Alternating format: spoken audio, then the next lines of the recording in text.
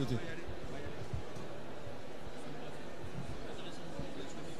Non, c'est moi qui...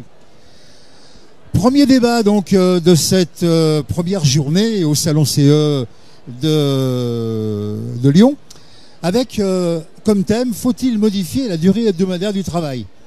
Donc pour cela, nous recevons Patrick Benamou de la CFTC et Pascal Lagrue de FO, bien sûr, le débat dirigé par Jacques Lambert. Jacques, c'est à vous.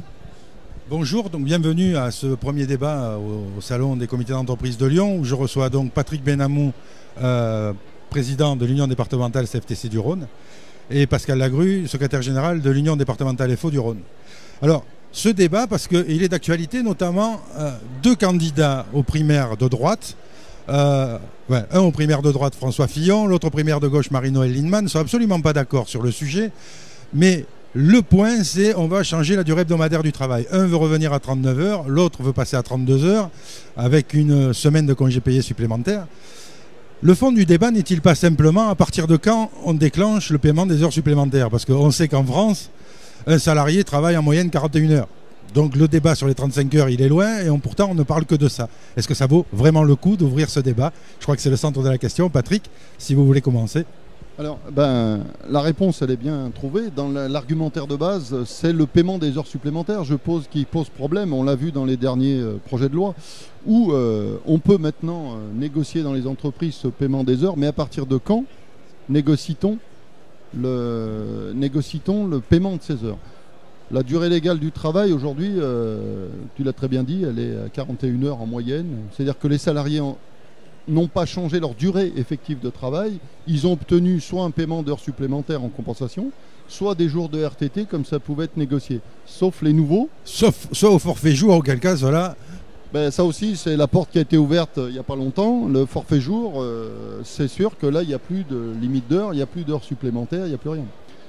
Le débat, il est politique. Je pense que là, on va rentrer dans un débat politique bientôt plus ardu dans les jours qui viennent, voire dans les mois qui viennent. Et celui qui obtiendra ça, de faire tomber les 35 heures, il sera le grand vainqueur de l'espace politique, pas de la réalité des faits, parce que je pense que les salariés, eux, aujourd'hui, ont acquis soit le paiement des heures supplémentaires, soit des jours de RTT. Si on casse cette limite de 35 heures, parce que c'est l'objectif de certains partis, c'est les salariés qui vont encore faire les frais, parce qu'à partir de quel moment on va dire où on paye, où on déclenche les RTT. Alors là, je vais me tourner vers Pascal Lagrue. Pascal Lagrue, est-ce que la loi travail, loi El Khomri dite loi travail, avec cet article 2 qui vise à tout régler par l'accord d'entreprise, n'est pas l'outil qui va enterrer définitivement la durée hebdomadaire du travail? La question mérite effectivement complètement d'être abordée sous cet angle, puisque nous, dès le début, on a été contre cette loi, en particulier, bien évidemment, pour un ensemble de choses et d'articles qui sont parfaitement néfastes sur le droit des salariés, mais nous l'avons été spécifiquement sur l'article 2 et encore plus arc-bouté sur ce combat sur l'article 2, puisque cette remise en cause du champ de la négociation, de la hiérarchie des normes, mais on pourrait en parler longtemps, remet effectivement au niveau de l'entreprise certaines remises en cause. Et on le sait tous, la nature humaine est faite ainsi. Lorsque vous ouvrez une possibilité, on s'y engouffre très souvent.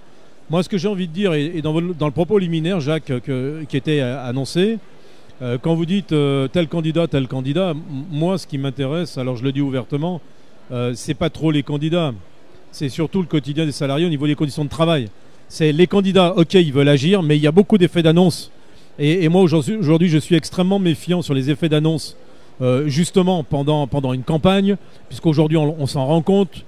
Et tant mieux qu'il y ait du syndicalisme libre et indépendant, parce que un candidat X ou un candidat Y n'a plus de ligne comme on l'avait par le passé, de ligne sociale. C'est le monde du travail qui est où on a un certain nombre de remises en cause. Si j'ai pris ces exemples-là, c'est parce que ces deux candidats ont posé le débat de la durée hebdomadaire du travail de manière claire.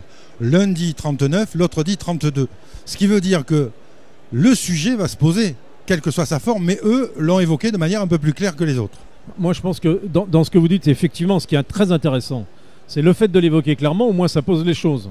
Aujourd'hui, on a une durée légale qui n'est qu'à 35 heures. Elle n'est pas à autre chose. 32 heures, il y en a qui disent effectivement que ça pourrait agir sur la répartition des emplois, bien évidemment, par rapport au partage du travail.